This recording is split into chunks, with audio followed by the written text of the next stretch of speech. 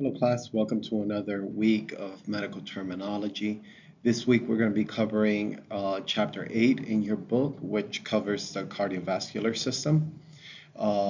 This system affects many other systems in the body, but for the sake of maintaining it within the medical terminology aspect, we're just going to have a very brief overview of the system so that you can understand the verbiage, the wording, and the different systems that incorporate into the cardiovascular system. When we're talking about structure and function in the cardiovascular system, of course, the most common and most obvious one is the heart. The heart has different layers. It has endocardium, which is the inner lining of the heart. You have the myocardium, which is the heart muscle itself.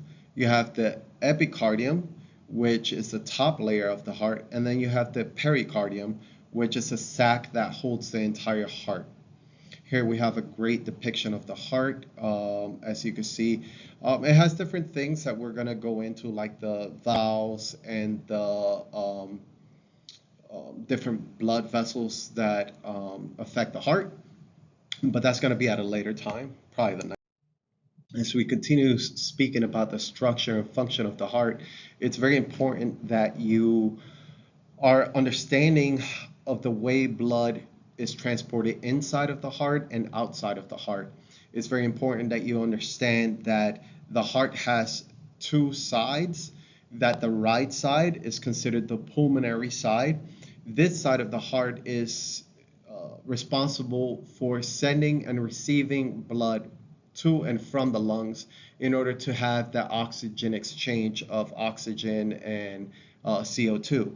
The left side of the heart is considered the systemic circulatory section, and that part of the heart is in charge of sending blood to the remaining of the body systems. So in this picture that you can see on your screen, you can clearly see how one side of the heart is responsible for delivering blood to and from both lungs, whereas the other side of the heart is responsible for delivering blood to and from all the other entities within our bodies. The heart has different chambers. It has let's start with the atria. The atria, it receives blood. You have the right atria and you have the left atria. Both the left and the right receive blood.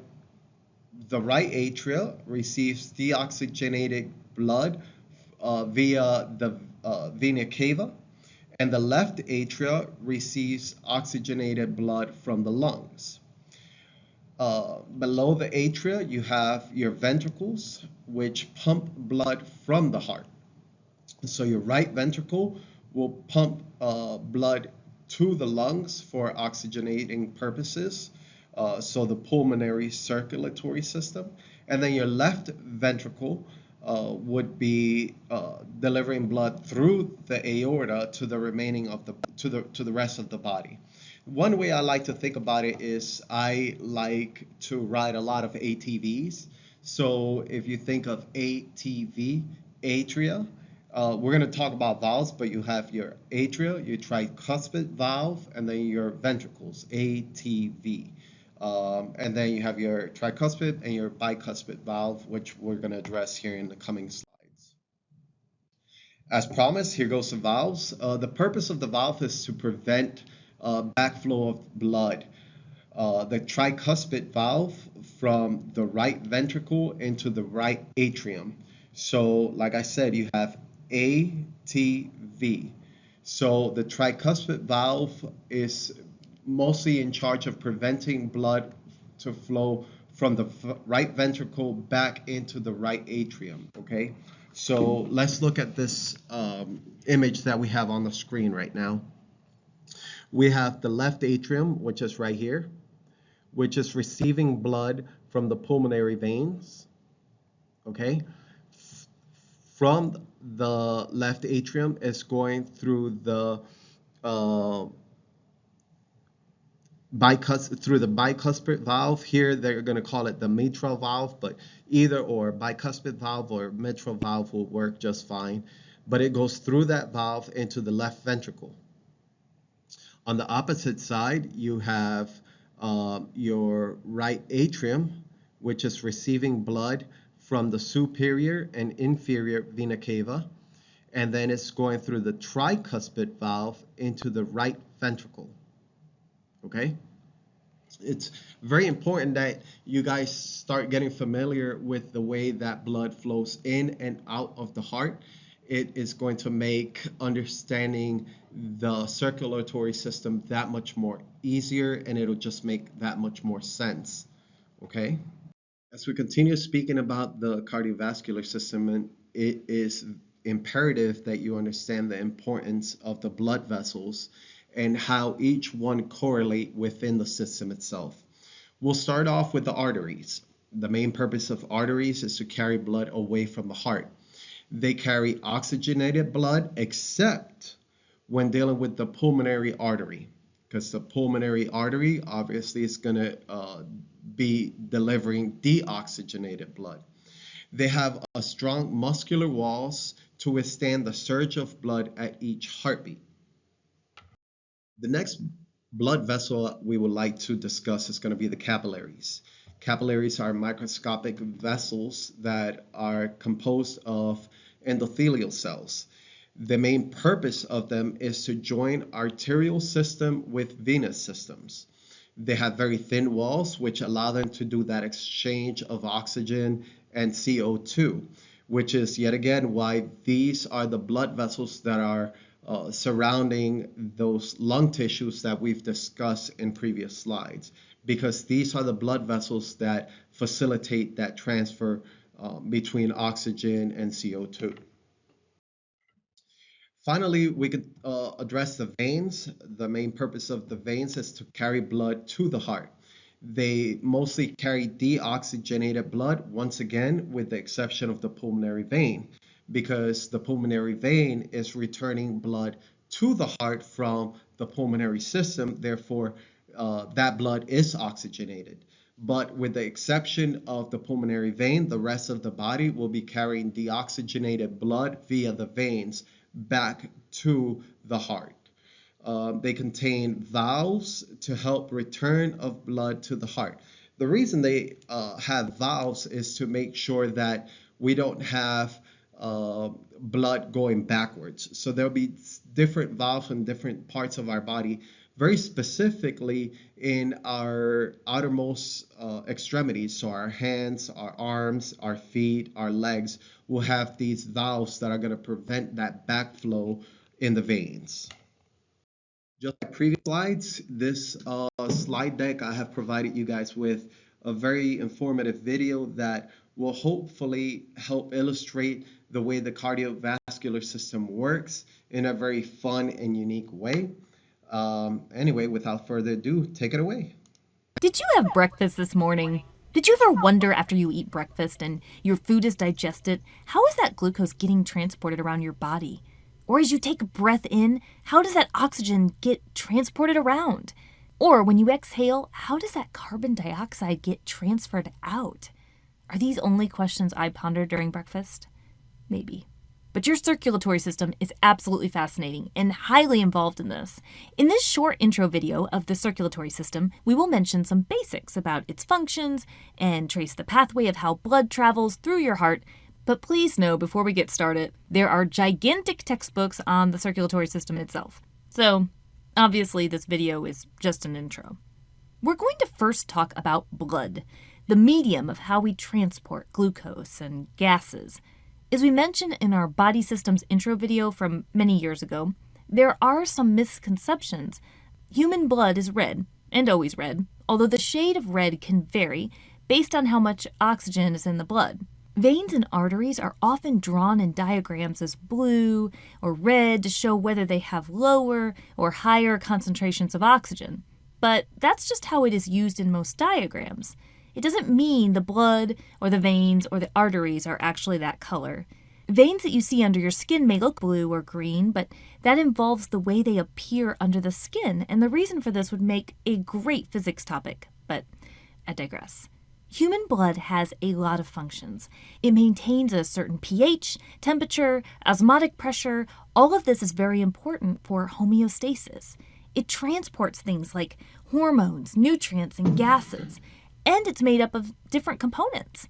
One component includes plasma, the liquid portion. Water, proteins, salts, lipids, you'll find them in this liquid portion of blood known as plasma. Another component includes cellular components. This means red blood cells, which do the transporting of gases, white blood cells, which can fight infections, and platelets, which are actually cellular fragments, and they're involved with helping your blood clot. Very important when there is damage to the body. Red blood cells have an iron-containing protein called hemoglobin, and that is where the red coloring of blood comes from. So when we're talking about blood and we're just introing the circulatory system, we're going to focus on how this blood moves around in the human body.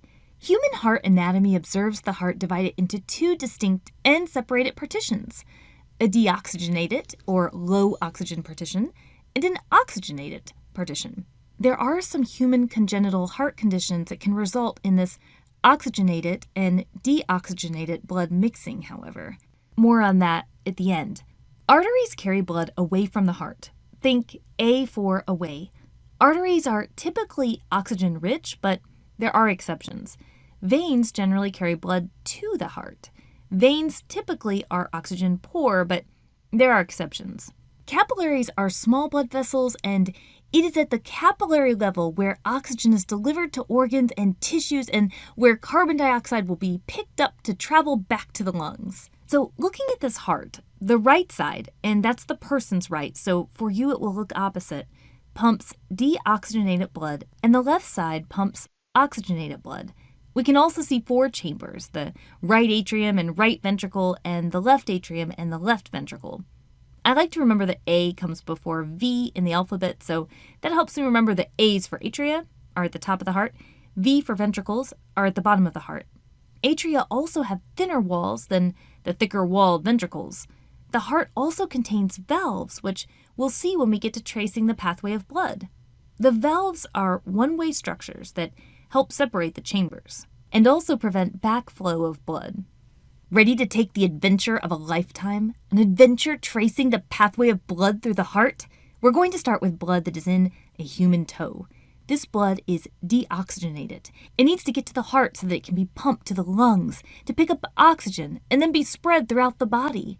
It's going to get there through the vena cava, inferior vena cava to be specific, as the superior vena cava is above the heart. The blood enters the right atrium. The right atrium contracts, pushing the blood through the tricuspid valve into the right ventricle. The right ventricle contracts, pumping the blood through the pulmonary valve to the pulmonary artery. By the way, when you see the word pulmonary, it likely involves lungs. The pulmonary artery takes blood to the lungs. The lungs are where red blood cells in the blood will take on oxygen and release carbon dioxide. Now this blood is oxygenated. It needs to return to the heart so that the heart can pump it throughout the body. The oxygenated blood travels through a pulmonary vein to the left atrium. The left atrium contracts and the blood travels through the mitral valve, also known as the bicuspid valve, into the left ventricle. The left ventricle contracts and pumps the blood through the aortic valve and out a major artery known as the aorta. The aorta is a major artery that carries oxygenated blood throughout the body. Now, I don't want to neglect the fact that the heart needs its own blood supply for delivery of oxygen and glucose. The heart can receive this blood supply through coronary arteries. Coronary arteries branch off the aorta and eventually deliver blood into capillaries.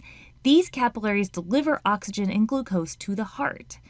Coronary veins will take the deoxygenated blood to the right atrium, where the blood will eventually travel the pathway to become oxygenated. In fact, to quiz yourself, can you pause the video and trace the pathway of blood again, starting with the right atrium? Okay, all together. Right atrium, tricuspid valve, right ventricle, pulmonary valve, pulmonary artery, lungs, back through the pulmonary vein, left atrium, mitral valve, left ventricle, aortic valve, aorta. takes it to the body, and then it will eventually return through the vena cava back to the right atrium again. Whew, it almost makes you want to turn it into a song. But we won't. The significance of the pathways, how they interact, the coordination of contraction, and many more elements are part of every beat of your heart. A human heart beats over 100,000 times per day, so it's significant that every beat is coordinated and blood is directed where it should go. The complexity of the cardiac cycle, which is the coordinated sequence of the heart's contractions and relaxations, isn't something this short video can go into. Hopefully a separate video on that soon. One last thing. There are many conditions in which the heart doesn't function correctly. Anatomically, some heart conditions change the pathway flow of blood. One example that we had mentioned before is an atrial septal defect. The septum is the muscular wall that separates the right and left side of the heart. So a septal defect could mean an opening and oxygen-rich blood could mix with oxygen-poor blood.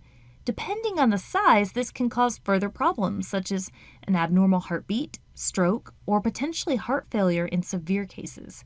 Some medications can help the symptoms, or surgery can be an option. Did you have breakfast this morning?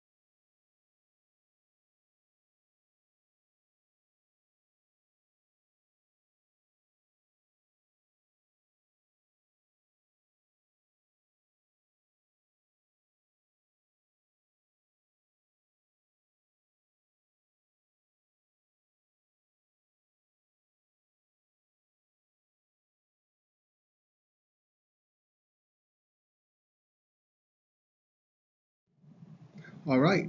Well, now that we kind of went over that, hopefully that kind of makes sense and that video was able to kind of put the pieces together so that it makes sense on how our heart delivers blood throughout our bodies and the purpose. And anyway, I'm not going to beat a dead horse, but hopefully that video was able to just merge everything that we've discussed so far together. Let's go ahead, let's go over a few practice questions here. What is the main function of the heart? Okay. The main function of the heart, of course, is to propel blood for transport of respiratory gases, nutrients, waste, and immune substances throughout the body. What structures prevent backflow of blood within the heart? We've discussed this. That's the heart valves, be that the bicuspid, the tricuspid, the aortic valve, and the pulmonic valves as well. The three major types of blood vessels. You have your arteries, which carry blood away. Remember, artery starts with the letter A, so away from the heart. Veins carry blood to the heart. And then capillaries are the ones that join the arterial system with the venous system. Which blood vessels contain valves and why? That's going to be the veins, because they need some type of mechanism to prevent backflow of blood, because it is most commonly, veins are going to be traveling against gravity to return blood back to the heart. Some combining forms exercises here. We have the heart, which is your cardio or coron, so coronary or cardiology. You got your atrium, which is your atrial. You got your ventricle, ventricular, so like ventricular, ventricular, blah, blah, blah. You also have your septum, which is your sept. You have an enlargement of the heart, which is your cardiomegaly. Resembling a pulse is your phygmoid. Tumor of a blood vessel. You got your hemangioma. And a condition of a rapid heart is called tachycardia or tachycardia. Keep in mind there's a lot more than what we're discussing here, which yet again is why it's so important that you guys are opening your textbooks. Here I've provided a picture of what it looks like in your textbook. Just make sure that you guys are going over these sections, these medical word elements, the meanings, and the word analysis in your textbooks, because this is what's really going to help you understand the medical terminology that we're going to be discussing. A lot of the questions in your exams are being taken directly out of this section of your books. So please, please, please make sure that you guys are opening your books and researching these word elements and making all these practices so that you can understand everything that needs to be taking place to comprehend the full spectrum of medical terminology. Going into some diseases and conditions, here we have arteriosclerosis. It is a progressive degenerative disease of the arteries. It is commonly caused by buildup of fatty plaque. Here we have a perfect example of this. Here you can see the plaque, right here, and it kind of forms a type of stoppage where blood slows down as it transitions through that. Okay. It could possibly affect any artery, but most common is the coronary and carotid arteries. Remember, the coronary arteries are those arteries that are around the heart, and they take that blood outside. They deliver blood from the heart back into the heart. So if these coronary arteries become built up of plaque, then your heart becomes weakened. It just doesn't have the function anymore, and it could ultimately lead to what is commonly known as a heart attack. Some signs and symptoms, well, it just depends on the location. Again, the coronary artery, You will show some type of shortness of breath. You have some palpitations. You'll have some weakness. You have some nausea. When it comes to the carotid artery, which is right here, okay, that's where we start looking at stroke symptoms, vision problems, dizziness, confusion, headaches. When we're talking about peripheral arteries, those are the ones on the legs, then you will have that pain that is triggered by walking, and that sort of pain that is in tune with the lower extremities, okay? Some treatments, it could be surgical. You could have stent placements where that's where we would go into your arteries with a very, very small device and basically place the stent, um, like this picture right here depicts. Another treatment could be based on medication, some type of medication that could control blood clotting or medication that could decrease the cholesterol within your blood. Another disease that we can discuss is the coronary artery disease, most commonly referred to as CAD. CAD refers to any disorder of the coronary arteries that affect their ability to deliver blood to the myocardium. This could be partial occlusion. When we're talking about partial, we're basically going to be affecting distal tissues that become affected and compromised in the heart's function as a whole. In addition to partial, you can also have a total or almost total occlusion of the artery in which it will result in some type of death of that distal tissue. This condition would be called infarction or necrosis. You've probably heard a lot of it now in the news with the COVID vaccine having some type of effects relating to myocardia infarction. So that's where this comes from. Okay, it's basically a total or almost total disruption of the coronary artery. Most commonly caused by arteriosclerosis. Possible blood clot formation or rupture can be caused due to this plague. So here we have a perfect example. This right here is a normal artery. And as patient's condition worsens, the plaque begins building on the walls of the artery, and therefore it makes blood passage through the artery that much more harder, sometimes, like I said, borderline impossible, at which time rupture can be seen. Some risk factors, of course, smoking is among the top leaders, stress, lack of physical activity, family history of CAD is also a risk factor, diabetes, obesity, and elevated blood cholesterol levels are definitely some major risk factors in CAD. All of this is kind of like what we are taught from a very young childhood, that you want to maintain a healthy lifestyle, healthy food choices, making sure that you're active in your lifestyle, making sure that you live a stress-free life, making sure that you don't pick up smoking. Those are just, I would call it like the golden rules, but those are the areas where we can have an effect on having risk for CAD. Some signs and symptoms to look out for: anginal pain, some shortness of breath, pallor, different color in the face. Those are very common signs and symptoms to look for on a patient with CAD.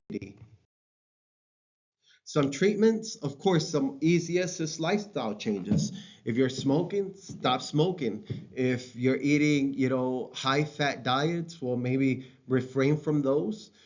Partaking in regular exercises about once every day or once every other day. And proper weight and stress management is among the most beneficial treatments for CAD. Um, Probably the cheapest too. It's free to work out. It's free to not smoke. So these are some beneficial treatments that could definitely help. Short of lifestyle changes, we also have pharmacological help, which will help in controlling of hypertension, controlling triglyceride levels. You also have anticoagulant therapy that is available. So you have different options for treatment for CAD. Finally, the most extreme being surgical intervention. There are different surgeries that can be accomplished, one of them being the coronary artery bypass graft, which is a very interesting procedure. But this, of course, is for extreme treatments of CAD. Another disease or condition that we can address is aneurysm, is local dilation of an artery. It may cause thrombus formations, it may cause hemorrhaging from rupture. It is commonly located in the aorta of the abdomen and or chest of the brain. Aneurysms, we got three types, okay? You have the spindle-shaped type, you have the sac-shaped, and then you have the one that is separated by layers of vessel wall. Each one, you see the names there. Here I've given you a nice example of each one so that you can see what aneurysms look like in different, in their respective shapes and types. So signs and symptoms for aneurysm, possibly asymptomatic. You know, some patients might not even know that they have an aneurysm. In a slender patient, pulsating middle or upper abdominal mass might be palpable. Mild to severe weakness, sweating, tachycardia, hypertension, it's another sign and symptoms. I remember this one patient that I had the privilege of working with. He was at the gym and he said that he felt and he heard like a pop in his head, and he quickly raced into our clinic, and within maybe 4 minutes of him getting there, he started being unable to make sense of what he was saying, and then his condition started worsening and worsening. I'm proud to say that we were able to identify the aneurysm. We were able to medevac him to a higher echelon medical facility that was able to perform a surgery on him, and he was able to recover just fine. But if it wasn't because of his speediness in identifying that something was wrong, he would most definitely have lost his life. So it's very important that time is of the essence when you're dealing with this condition. Some treatments, again, it depends on the location, it depends on the size and the likelihood that it will rupture. For example, aortic aneurysm, we can put a stent in place. We can do a graft surgery. We can do some type of open surgical treatments where a synthetic stent placement is placed. When it comes to brain aneurysms, the surgery in that is reserved only for those cases that pose the highest benefits of it. Again, the benefits have to outweigh the risk. When it comes to brain aneurysm, because it's such a small area that we're working with, and there's so many different vessels that are coming in and out, that poses a higher risk. So you want to be careful with those brain aneurysms, but sometimes they're necessary. Like I just discussed in the previous slide with the patient that I encountered. Some surgeries are a necessity, especially if it ruptures. Varicose veins, all right? This is when you have twisted and large veins caused by blood pooling in the veins. Most specifically, this is seen in the legs. Here you have a healthy vein on one side. Remember, we discussed previously that we have different valves in our extremities, specifically in our legs and our arms. Well, here we see that valve in play right here. And this is a healthy vein. So this is delivering blood the way it's supposed to. And here we have a diseased vein where blood is pooling right at this valve junction. And so you start seeing how it starts, um, that vein starts kind of misforming, okay? Pressure on valves from blood overcoming gravity on its way back to the heart. Valves weaken and become incompetent, like you see in this picture right here. Okay, some common locations as we discussed, the lower legs. Another common location is the esophagus, and a very common location is the rectum. That's where you have hemorrhoids. Okay, again, same thing with the valves here and the blood pooling, and you can see how uh, the vein is just not normal anymore based on the condition. So signs and symptoms, engorged or twisted veins in the legs is a common sign. Pain, edema, skin ulcers, some burning sensations. Sometimes patients even report itching in the area of the varicose veins. Treatments, again, the most easiest and cheapest one is a lifestyle change. Avoiding long periods of standing, elevating your legs as much as possible, and just sometimes wearing compression stockings will help with this condition. Sometimes surgery is an option, at which point radiofrequency ablation or RFA is an option. Laser therapy is also an option. There's different options in surgery to mitigate this condition. Another interesting procedure is the percutaneous transluminal coronary angioplasty, or PTCA. That's a lot easier. In this procedure, a balloon catheter is inserted through a small incision and placed at the site of the plaque. So right here you can see this bluish is the balloon. And so you can see it's almost like a stent placement, for lack of better terms. And it places this mesh device. Then the balloon is inflated, pressing the fatty plaque against the cell wall. So it kind of just pushes it to its perimeter. And then the balloon is finally deflated and removed, leaving the stent right in place. So it kind of, you insert the balloon, you blow up the balloon, the stent is now, the stent inflates itself as well. Then you deflate the balloon, but the stent remains inflated, and then you remove the balloon. It's a very awesome procedure. I've actually seen many of these take place, and it is a life-saving procedure.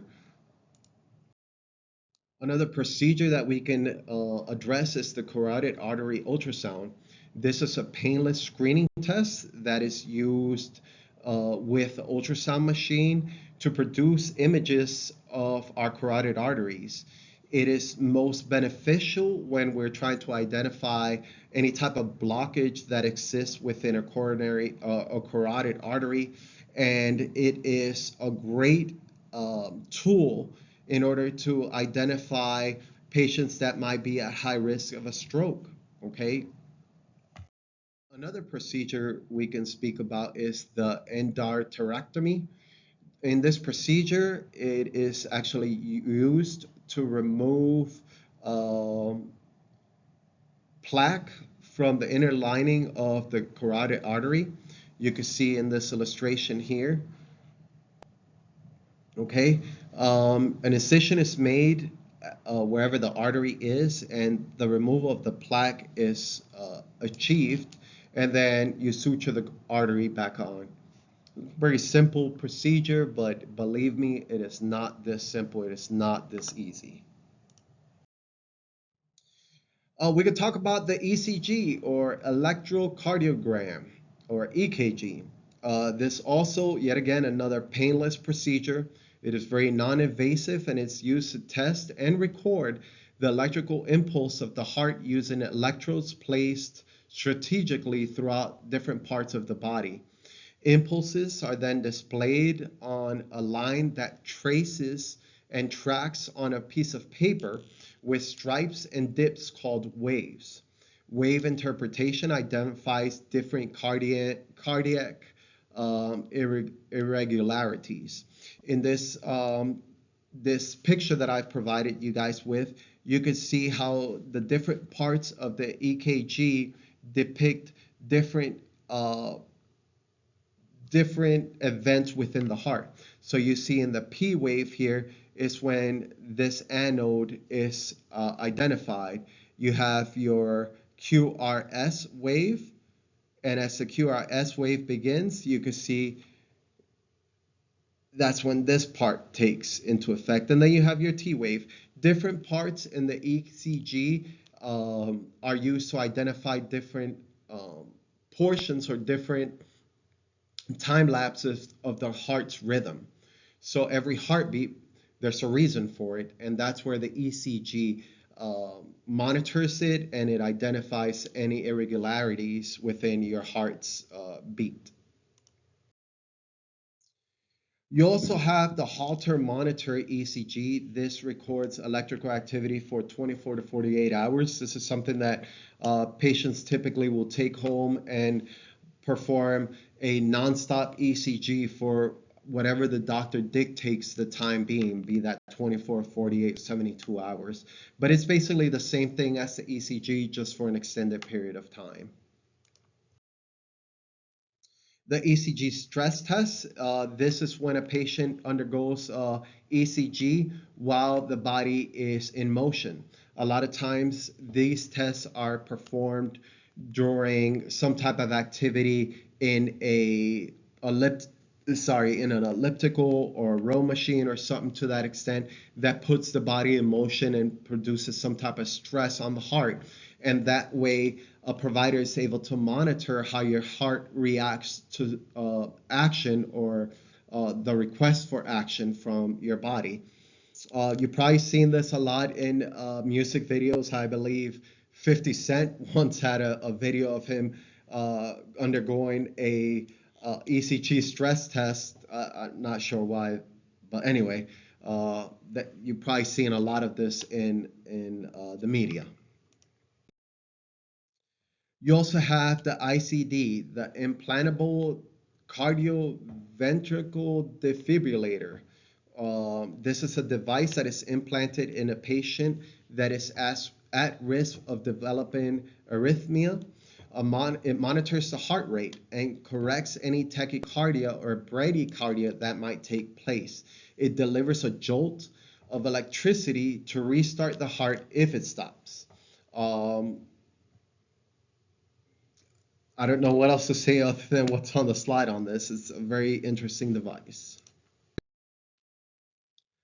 You also have a procedure called cardiac catheterization. A catheter is guided into the heart via the vein or an artery for diagnostic purposes, including measuring the blood flow through the coronary vessels, measuring intracardiac or intravascular pressure, obtaining blood samples. It's even used in conducting radiological studies. So this is a procedure that is very common, and most of you will probably see this, especially if you are entering radiology field. You will see this procedure quite often. You also have another procedure called coronary angiography. It is a radiological procedure that visualizes the coronary arteries. Remember, those are the arteries that surround the heart. Cardiac catheter under fluoroscopic guidance is administered, and a contrast medium is sent in to facilitate imaging. Images identify areas of obstructions, stenosis within the coronary arteries. Pharmacology, there's a plethora of information which you can see in, I believe it's table 8-2 within your books.